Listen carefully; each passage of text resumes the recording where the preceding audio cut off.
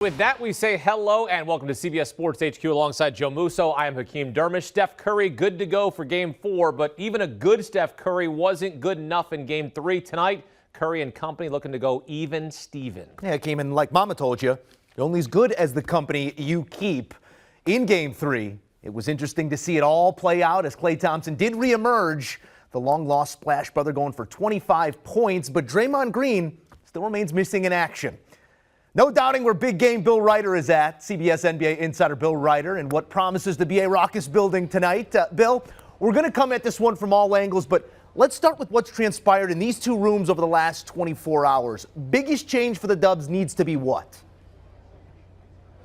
Well, I don't think Steph Curry being healthy is necessarily a change. It's a hope, and that's an obvious critical component of this.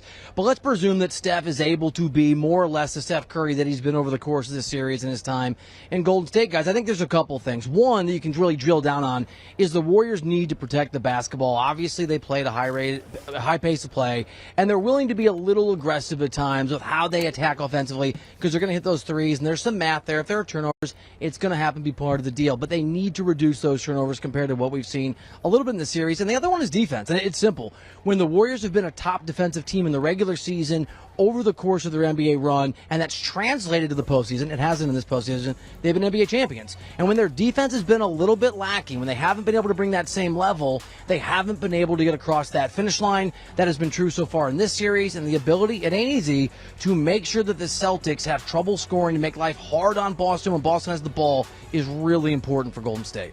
Bill, we talk about how good the Celtics are at bouncing back after a loss. The Warriors also undefeated in this spot, a perfect 5-0 following a loss this postseason, winning their past 4 by 10 or more points. So, Bill, what must the Celtics do to end the Warriors' streak of bouncing back? Yeah, and really, I don't think there's a major adjustment we saw from last game. I think it's more of the same. The defensive effort and energy that the Celtics brought, and frankly, the way that they matched and exceeded everything that Draymond Green is supposed to represent. Energy, not dirty play, but playing on the line, being physical. That's what they have to continue to be. And we saw when Steph Curry was healthy, and we'll see what happens tonight, even in that situation, their ability, the Celtics, to be physical with Steph Curry, to impose their will on the game, to wear Steph down, to make themselves be felt both against Steph when Steph's playing defense, and the rest of that Warriors team. What the Celtics did in Game 3 is the recipe. Great offensive outing, but it's physicality, it's energy, it's using what is their superior size and athleticism and youth and length, all those things, to impose themselves physically on this Warriors team. You mentioned Draymond Green. He had the dreaded quadruple single there in Game 3. His player prop in this one, 7.5 points, Bill. We're not going to go there. Let's go elsewhere because we got 4 players on the Dubs averaging north of 15.5. Who are you targeting as your top prop in this one?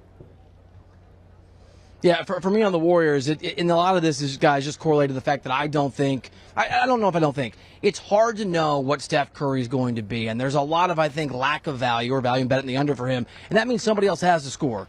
Jordan Poole has obviously not shown up in this finals, but we know over the course of the regular season he can be a scoring asset. We know over the course of this postseason before this series that Jordan Poole can have big games. It's not a huge number. You're not looking at 20 points you have to hit for the over on the point total for Jordan Poole. I think 14, 15, 16 points on this evening, which more than clears it, is a likely outcome. I like the over for Jordan Poole. He's due. They need him to be due, and they need, even if Steph's okay, to take some of the pressure off the guys, take some of the weight off Steph Curry. He needs help offensively. He needs help from these other guys. I think Jordan Poole has a big enough night that the over's a good bet.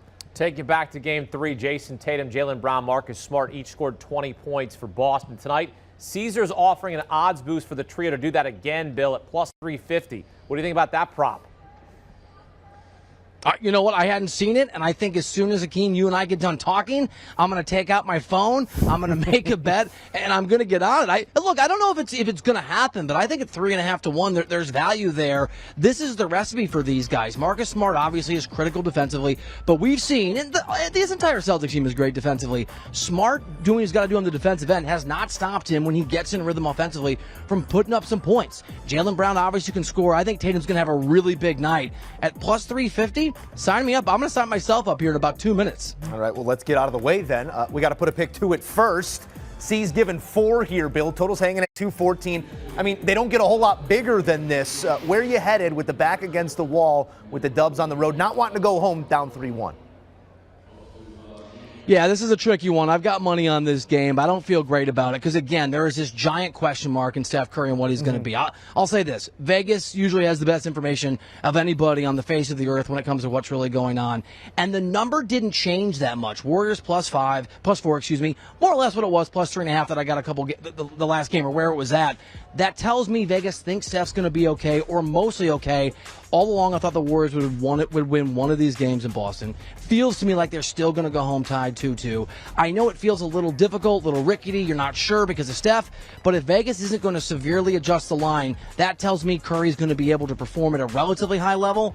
So I'll take the Warriors +4 to knock this thing up and send it back to Golden State, a best of 3. All right, they got Bill up there where they hang the banners in Boston, but he says not so fast. We got plenty of series to play. Bill, we'll talk to you throughout the night. Taking a look at those plays from Big Game Bill.